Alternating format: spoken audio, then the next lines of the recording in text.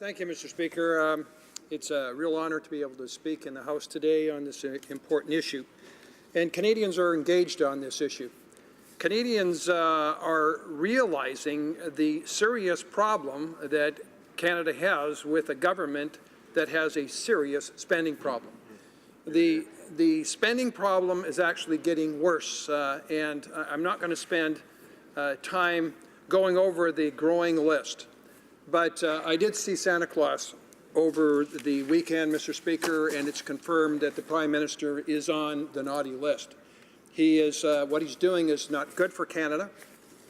It's actually bad for Canada. Mr. Speaker, we also have heard just recently from the Fraser Institute reported that 81% of middle-class families are paying more under this Ottawa Liberal government. And that's an average $840 more every year under this government. It's not good news. First, they eliminated the child fitness tax credit. Child fitness tax credit. Unbelievable. The children's art tax credit. Tax credits for post-secondary education and textbooks, and income splitting for families. Mr. Speaker, and now it's found that they are going after children with autism and diabetes.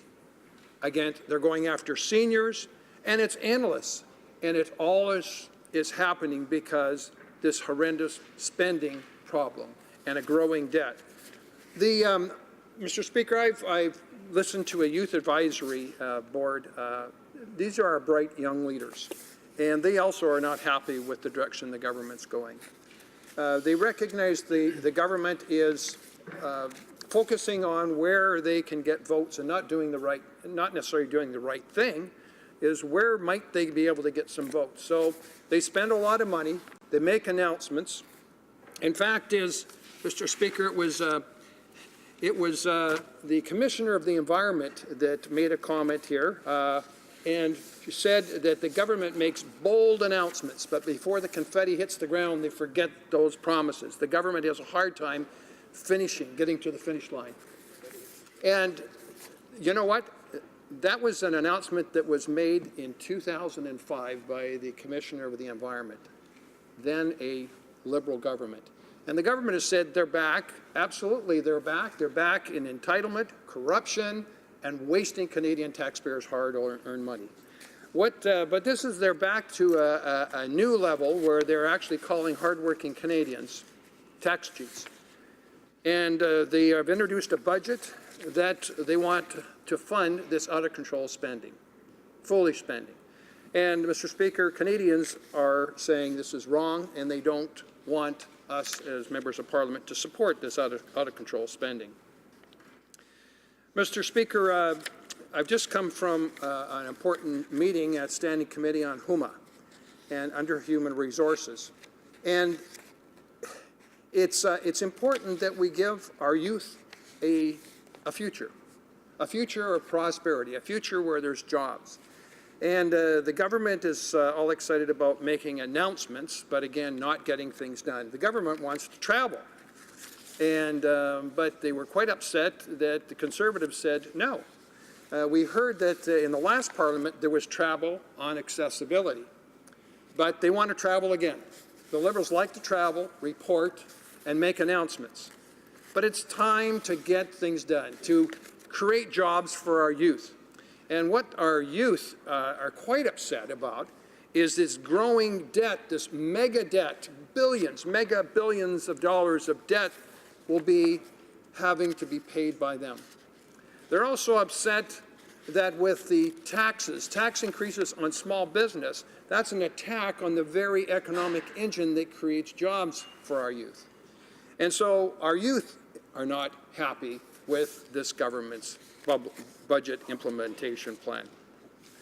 We also have seniors, and we've heard from the Parliamentary Secretary how good they've done. And again, these are these bold announcements, but when you dig down, you find it's actually the Liberal plan for seniors is going to save the government approximately $4 billion a year because the way they've structured this and the clawing back of benefits to seniors.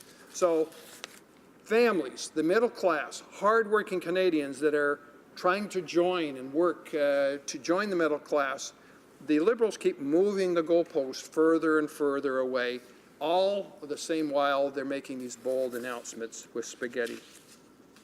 Even the announcements that were made last week about the housing plan, is the greatest plan in Canadian history. This is if the provinces provide a majority of the funding. This is if they get re-elected and Canadians want corruption entitlement to continue. So the plan goes nowhere because it's not worth the paper it's written on. It's not a real plan. Mr. Speaker, in addition to all this, the big promise that the government wants to create is to have marijuana legalized and have impaired drivers put on our roads. Now, that's not what they say. They say the marijuana legalization is to take drugs out of our children and take it out of the hands of organized crime. But how is the government going to take marijuana out of the hands of our children to make it safer for our children? It's going to allow children, 12-year-old children, to walk around with 15 joints. Right now it'll be confiscated. The government's plan is, no, children, you can't confiscate it anymore. They're going to be able to carry around. So there is this detach of logic where they're saying it's to take it out of the hands of children, but our legislation is going to permit them to walk around with 15 joints. Now, once you turn 18, you're going to be able to walk around with 90 joints. So you take an 18-year-old, 19-year-old with their buddies, and let's say that they roll the joints pretty big. And so instead of 90 joints, they're going to be 75 joints. These are premium joints. And Mr. Speaker, if you had 4 people in this car, 75 joints each, that's 300 joints. Now, 3 people driving around in a car, what's the government doing is creating a distribution network with marijuana, and I'm not making this up. It is bizarre, and this is the new economy, the new Canadian economy. So this is why police forces are really expressing concern. Now, this new open and transparent government, are they listening? No. We've said we've got an ice rink out front of the Prime Minister's office, and that's for right now. But for Canada Day, we're going to have marijuana legalized. These wonderful announcements that the government is making. And, Mr. Speaker, it doesn't make sense. It's not good for Canada. It's not good for the Canadian economy. So, obviously, the government, to get drugs out of the hands of our children, are going to allow them to carry around vast amounts of marijuana. Illogical. So what are they going to do to make sure our streets are safer? Because Colorado, we should be learning from Colorado, that when you have children, when you have people out on the road with legalized marijuana, it can't be confiscated. It's legal in their possession. What happens to the roads in Colorado? What will happen to the roads in Canada? Well, it's going to get worse. There's going to be increased deaths. So, and it'll be chaos. We heard the Liberals say it'll be chaos, yet they're moving forward, and this chaos can't happen soon enough. Well, Mr. Speaker, surely the health officials and police force chiefs, departments, they would be listened to. No, the government have set this July 1st date. So we have a economy where they adopted a surplus budget of $2 billion.